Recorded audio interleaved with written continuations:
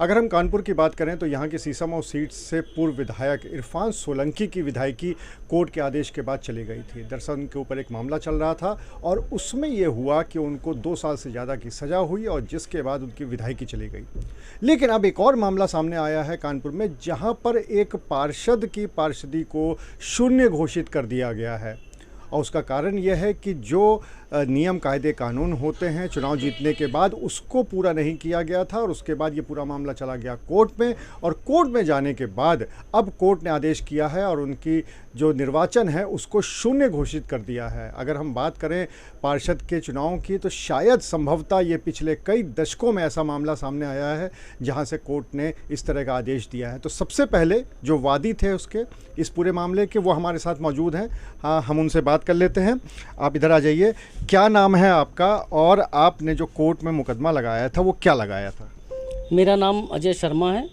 Ward 51 से पार्षदी का भाजपा से चुनाव लड़ा था और मैंने जो है उनके ऊपर पिटीशन जो दाखिल किया था, उन्होंने एफिडेविट जो शपथ पत्र था उस पर उन्होंने अपने साक्ष्य को छुपाया, मुकदमे छुपाए थे जिसमें उनके ऊपर हत्या का मुकदमा जैसा था।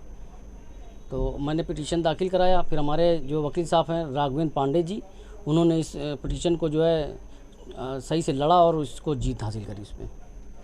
तो इनके जो अधिवक्ता हैं राघव, उनसे बात कर लेते हैं और जानते हैं कि पूरा मामला क्या चला था कोर्ट में और अब कोर्ट ने क्या फैसला दिया है। तो राघव जी, पूरा जो मामला चला था आपके क्लाइंट का, तो वहाँ पर क्या दलीलें थी, क्या चीज़ें चली थी और क्या फैसला आया है? एक्चुअली रिप्रेजेंटेटिव एक्ट 1951 का एक प्रोविज़न है जो बाद में पीयूसीएल एक पीआईएल थी, उस पीआईएल में ऑनरेबल सुप्रीम कोर्ट ने बड़े स्पष्ट तौर पर कहा था कि सारे कैंडिडेट्स को अपने से ऊपर लगे हुए चार्जेस और उन पे जो संपत्ति है, सारी चीज़ें, हर मतदाता को ये जानने का अधिकार होता है कि उसके अपना जो जनप्रतिनिधि चुनेगा उसके बारे में जाने। इसी के तहत उसमें ये प्रोविज़न किया गया था कि आपको अपना क्रिमिनल हिस्ट्री भी दिखाना पड़ेगा जिससे जनता जाने।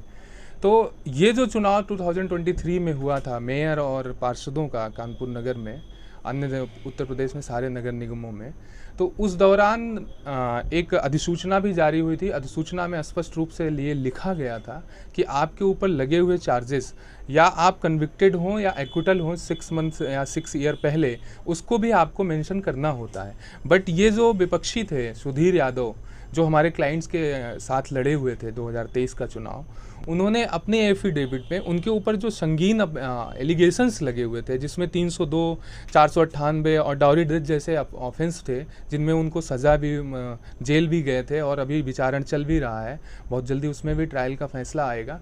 बट उन्होंने उन सारी चीज़ों को नज़रअंदाज किया और डिलिबरेटली उन्होंने उसको उसमें अपने एफिडेविट में जो प्रारूप संख्या 7 का फॉर्म भरा जाता है उसमें उन्होंने उस चीज़ को हटा दिया, नहीं लिखा, मेंशनली नहीं किया, जो कि इसी आधार पर हमने उनके अगेंस्ट में एक पिटीशन फाइल की जिला जज के यहाँ। जिला जज न्यायालय ने उस बात को हमारी मानी और पूर्व में ऑनरेबल हाई कोर्ट और सुप्रीम कोर्ट के जजमेंट्स को हमने दिया, उन सारी की सारी बातों को माना। और सुधीर यादव खुद यहाँ न्यायालय में परिलक्षित वहाँ आए, उनका भी क्रॉस हुआ और उन्होंने भी अपने क्रॉस एग्जामिनेशन में इस बात को माना कि हाँ, मेरे ऊपर ये ऑफेंस चल रहे हैं और मैं इस मामले में जेल भी गया था, अभी विचारण चल रहा है, हमारे ऊपर चार्जेस हैं, इस बात को माना। और इन्हीं आधारों पर न्यायालय ने उनके इलेक्शन पिटीशन जो जीत कर आए थे कैंडिडेचर को, उसको शून्य घोषित किया था। ये किस कोर्ट ने किया है इस तरह का आदेश? और ये जो आपके विरोधी थे, जो जिनके खिलाफ ये हुआ है, वो कहाँ से पार्षद थे? जी, ये वार्ड नंबर 51